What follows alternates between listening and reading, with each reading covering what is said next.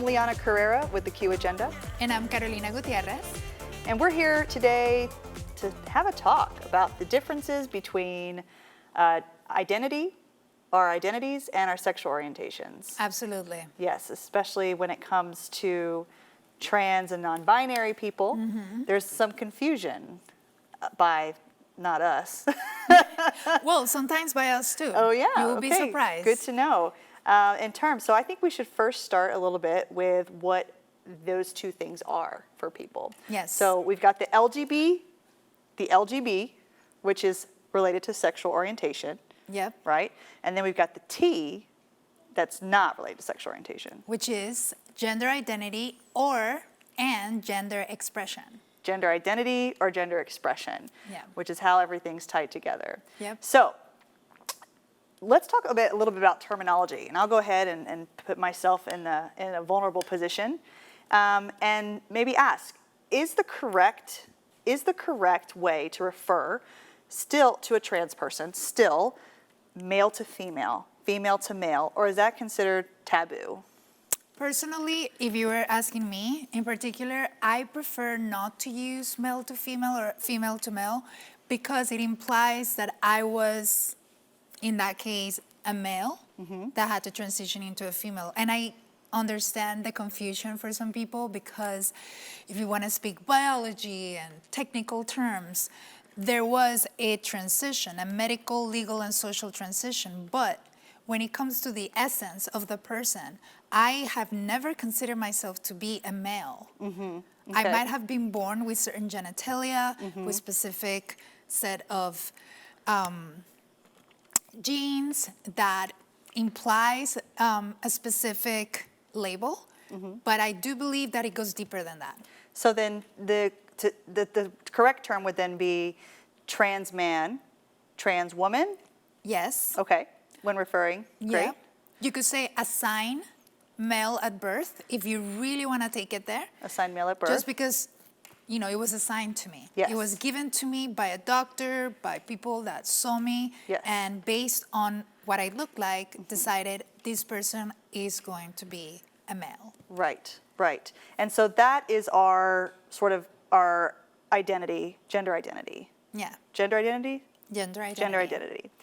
And this is such a great conversation to have because, a lot of people are afraid to have conversations around this topic because people want to already think that they look like they know, they're with it. And the truth is, it's an ongoing conversation, right? It's an ongoing learning lesson, and words and the way that we respect each other evolve. Yeah, continue to evolve, right? So thank you for being vulnerable with that with me too. So we have this idea of identity, gender identity, but then we have an idea of sexual orientation. So if a person is, say, a trans woman and decides to date another woman or is attracted to women, that would be considered, that's a separate thing, right? That's lesbian. That person will identify their sexual orientation as a lesbian, correct? Correct. Does it get trickier or dicier, or how do we navigate that as a community when it's a I don't even know if we care, and that might be the answer. But if it's a non-binary person who decides to date women or men, are they bi?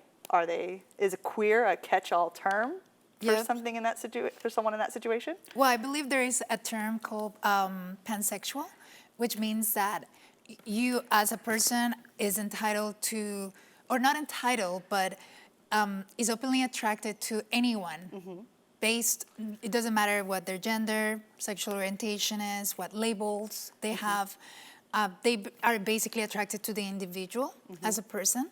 In that case, if you say that you're pansexual, you yourself are not labeling yourself as either male or female or neither. Great. And you're also not labeling the other person. You're simply saying, I like you, I love you for you, period. And I do like that.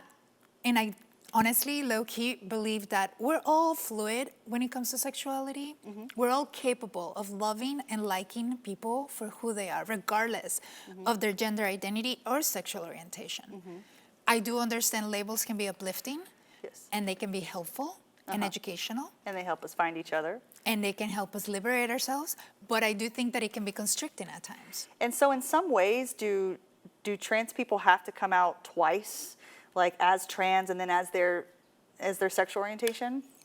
If it's important to them, if it helps them elevate themselves, if it helps them or helps other people. A lot of times you're not doing it for yourself, you're doing it for the rest. Right. So they can understand you better as a person and identify you as a person that prefers to date women or prefers to date men or prefers to date people in general, right? And going back to what you said, I find it interesting that some people transition and during the transition change or realize that their sexual orientation is more fluid than they thought.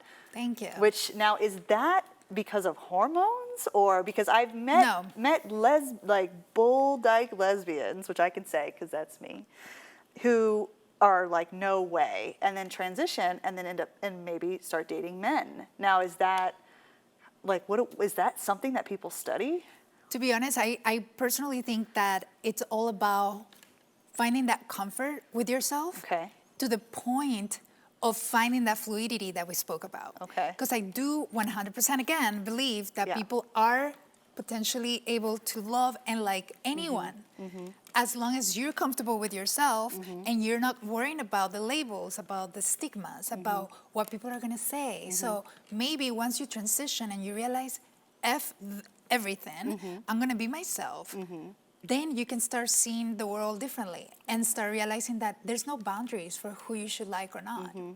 So interesting. Yeah. And I'd love to have another segment with you because I'd love to talk about the rift that exists between trans women and older lesbians. I know that's an explosive topic. Oh, yeah. But I exist in the middle, right? Like, not really. I'm fully supportive of trans people, and that's where my alliance is. Yeah. But I see my older lesbian mentors struggling, and I want to help them with dialogue.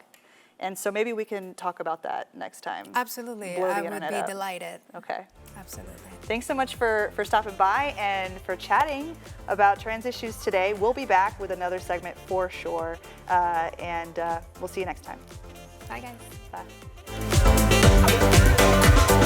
Bye.